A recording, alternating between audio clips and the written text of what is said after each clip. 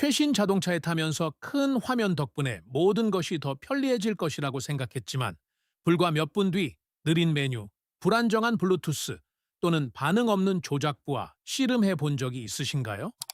인포테인먼트 시스템은 운전을 더 쉽게 만들어야지 더 스트레스 받게 해서는 안 됩니다. 하지만 일부 모델에서는 이러한 기술이 일상적인 좌절의 진짜 원인이 되기도 합니다. 그리고 때로는 이 단순한 화면 하나가 운전대 너머의 전체 경험을 망치기에 충분합니다. 10. 폭스바겐 아틀라스 2023 UV 캔디지4 2022년에서 2024년 사이에 생산된 폭스바겐 아틀라스와 아틀라스 크로스 스포츠부터 시작하겠습니다. 언뜻 보기에 실내는 깔끔하고 현대적이며 거의 고급스러워 보입니다. 하지만 인포테인먼트 시스템을 사용하는 순간 그 환상은 꽤 빨리 사라집니다. 폭스바겐은 볼륨 노브와 실내 온도 조절 장치를 포함한 거의 모든 물리적 버튼을 화면에 통합된 터치 컨트롤과 슬라이더로 교체했습니다. 문제는 이러한 컨트롤에 백라이트조차 없다는 것입니다. 따라서 밤에는 운전자가 도로에서 눈을 떼지 말아야 함에도 불구하고 어디에 손가락을 대야 할지 짐작해야 합니다. 일부 소유자들은 버그, 화면 멈춤, 심지어 시스템을 초기화해야만 하는 정적선 노이즈 현상까지 보고했습니다. 약 5만 달러짜리 SUV를 구입했는데 오래된 컴퓨터처럼 화면을 재부팅해야 한다는 것은 받아들이기 어렵습니다. 폭스바겐은 결국 실수를 인정하고 향후 모델에서는 진짜 버튼을 다시 도입하겠다고 약속했지만 2020만 BEE 24년형 아틀라스의 경우 이미 엎질러진 물이었습니다. 9. GMC 인포테인먼트 이제 GMC로 넘어가 보겠습니다. 이론적으로 시에라 1200이나 최신 GMC 모델을 구입할 때 사람들은 차량 자체에서 느껴지는 견고함이 기술에서도 똑같이 느껴지기를 기대합니다. 하지만 많은 소유자들에게 인포테인먼트 시스템은 이러한 이미지를 금방 깨버렸습니다. 불만 사항은 종종 같은 문제들로 귀결됩니다. 주행 중 화면 멈춤, 예고 없이 끊기는 블루투스, 잘못된 경로를 안내하는 GPS 또는 통제력을 잃은 것처럼 스스로 재부팅되는 시스템 등입니다. 작업장이나 중요한 약속 장소로 가거나 단순히 집으로 돌아가는 길에 내비게이션이 주행 도중 작동을 멈춘다고 상상해 보십시오. 일부 운전자들은 검은 화면, 갑작스러운 오디오 끊김, 심지어 소프트웨어와 관련된 배터리 문제를 보고하기도 했습니다. 신뢰감을 주어야 할 차량에서 이런 종류의 문제는 미완성이라는 인상을 줍니다. 그리고 바로 이 지점에서 좌절감이 현실이 됩니다. 실망감을 주는 것은 엔진이 아니라 경험을 망치는 화면인 것입니다. 8. 토요타 엔티윤 2021 토요타는 신뢰성에 있어 거의 전설적인 명성을 가지고 있습니다. 많은 운전자들이 수년 동안 버틸 수 있는 튼튼하고 내구성 있는 차를 원하기 때문에 캠리, 타코마 또는 사러너를 구입합니다. 하지만 2016년에서 2020년 사이 엔티윤 시스템은 아무리 유명한 브랜드라도 차량용 기술에 있어서는 크게 실수할 수 있다는 것을 보여주었습니다. 인터페이스는 종종 낡고 느리며 직관적이지 않다는 평가를 받았습니다. 일부 버전에서는 안드로이드 오토조차 지원되지 않아 안드로이드 사용자들에게 새 토요타 차량이 이상하게도 구식이라는 느낌을 주었습니다. 컴패니언 앱 역시 문제였습니다. 잦은 업데이트, 불안정한 연결, 실행되지 않는 앱, 그리고 때로는 시스템 전체가 그냥 작동을 포기한 것처럼 보이기도 했습니다. 메뉴는 너무 복잡했고 그래픽은 구식으로 보였으며 일상적인 사용은 금세 고통스러워졌습니다. 그렇다면 화면 때문에 처음 몇 주 만에 인내심을 잃게 만든다면 아주 오래 탈 수 있는 차가 무슨 소용이 있을까요? 7. 제규어, 랜드로버 인컨트롤 및 PB 프로 제규어나 레인지로버에서는 세련된 경험을 기대하게 됩니다. 편안함, 정숙성, 소재 등 모든 것이 프리미엄 차량에 타고 있다는 느낌을 주어야 합니다. 하지만 2011년 이후 튀어나온 20년형 제규어 F페이스와 레인지로버 벨라 같은 일부 모델에서는 인포테인먼트 시스템이 종종 이러한 고급스러운 느낌을 깨뜨렸습니다.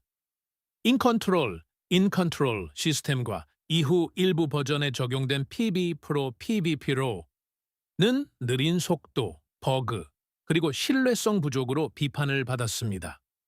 운전자들은 주행 중 화면 멈춤, 예고 없이 느려지거나 다운되는 내비게이션, 그리고 구매 시점부터 이미 구식인 인터페이스에 대해 불만을 토로했습니다.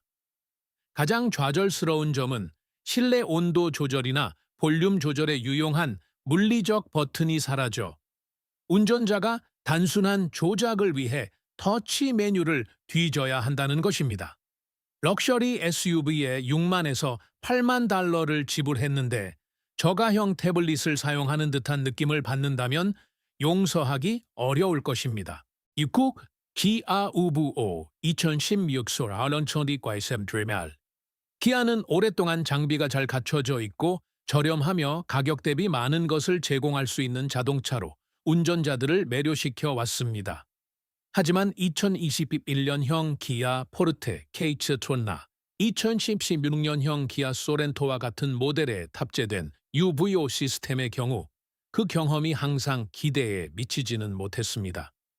화면은 첫눈에 현대적으로 보였지만 실제로 사용해보면 한계가 드러났습니다. 블루투스로 전화를 연결하거나 내비게이션을 설정하는 것과 같은 간단한 작업에도 너무 많은 단계가 필요했습니다. 빠르고 자연스러운 접근 대신 운전자는 여러 메뉴를 거쳐야 했고 이는 금세 짜증을 유발했습니다. 일부 소유자들은 라디오 채널이 저절로 바뀌어 즐겨찾기를 계속해서 다시 설정해야 했다고 보고하기도 했습니다. 여기에 투박하고 노후화된 내비게이션까지 더해지면 왜 이 시스템이 그토록 실망스러운 인상을 남겼는지 이해할 수 있습니다. 5. 미니 운영체제 2014 이 기차민 고싱 미니는 독특한 스타일, 장난기 넘치는 매력, 그리고 운전의 즐거움을 주는 자동차로 잘 알려진 브랜드입니다. 하지만 2014년부터 2024년 사이의 미니 쿠퍼와 2017년부터 2020년 사이의 컨트리맨에서는 이러한 독창성이 대시보드 중앙에 커다란 원형 디스플레이를 갖춘 인포테인먼트 시스템에도 적용되었습니다. 이론상으로는 재미있고 색다른 아이디어처럼 보였습니다. 하지만 현실에서는 일상적인 사용을 복잡하게 만들었습니다. 대부분의 애플리케이션과 인터페이스는 둥근 프레임이 아닌 직사각형 화면에 맞게 설계되어 있습니다. 그 결과 일부 메뉴는 구성이 엉성해 보였고 공간 활용도가 떨어졌으며 애플 카플레이가 항상 자연스럽게 표시되는 것은 아니었습니다. 게다가 미니는 내비게이션, 음악, 차량 정보, 심지어 일부 주행 데이터까지 너무 많은 기능을 하나의 화면에 집중시키는 경향이 있었습니다. 시스템이 느려지고 명령에 대한 반응이 지연되면서 디자인의 매력은 결국 사라지고 말았습니다. 그래서 이런 질문이 생깁니다. 독창적인 아이디어가 재미를 잃고 그저 피곤해지는 시점은 언제일까요? C. 인피니티, 인터치, 2014, 이큐노19. 인피니티는 듀얼 스크린 인포테인먼트 시스템이라는 야심찬 아이디어로 럭셔리 부문에서 차별화를 꾀하고자 했습니다. 2014년부터 2019년까지 출시된 인피니티, QBS6, QLOG6, QX86에서는 이것이 처음에는 현대적으로 보일 수 있었습니다. 상단 화면은 내비게이션용으로, 하단 화면은 오디오나 실내 온도 조절용으로 사용되었습니다. 하지만 실제 생활에서 이 솔루션은 주로 운전자의 주의를 분산시켰습니다. 인터페이스는 매끄럽고 스마트하기보다는 두 개의 평범한 시스템 사이에서 고개를 하는 듯한 느낌을 주었습니다. 소유자들은 시스템 지연, 멈춤 현상, 검은 화면, 그리고 출시 당시부터 이미 구식이었던 그래픽을 지적했습니다. 일부 운전자들은 전화 연결이 불안정하여 시스템이 아예 작동하지 않아 때로는 조용히 운전해야 했다고 불만을 토로하기도 했습니다. 럭셔리 자동차에서 이런 디테일은 결코 간과될 수 없습니다. 3. 메르세데스 벤츠 MBUX 2025 화천원 23 메르세데스 벤츠는 럭셔리, 편안함, 그리고 첨단 기술 간의 완벽한 균형을 상징하는 브랜드입니다. 특히 2020년부터 2023년까지의 E 클래스, G클래스, GLC 클래스에 탑재된 MBUX 시스템을 통해 브랜드는 현대적이고 풍부하며 개인화된 경험을 제공하고자 했습니다.